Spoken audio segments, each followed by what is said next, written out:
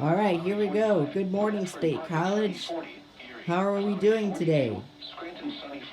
Why don't we get this EAS test out of the way so we know it works for tomorrow?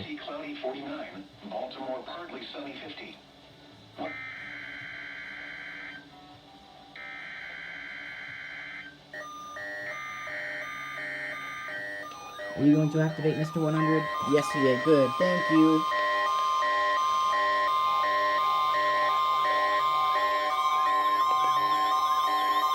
This is the National Weather Service Office in State College, Pennsylvania. The tones you just heard were a test of the specific area message encoding and tone alert systems. During dangerous weather events, known weather radio receivers can be activated by these systems. A message with information about a watch or warning would follow. Tests of these systems are normally conducted by the National Weather Service between 11 a.m. and noon each Wednesday.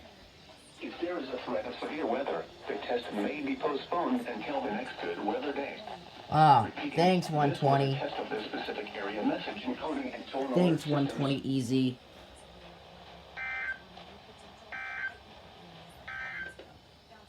Here's the hazardous weather outlook for the following counties. Well, Adams, there you go. There was this week's test. Julietta,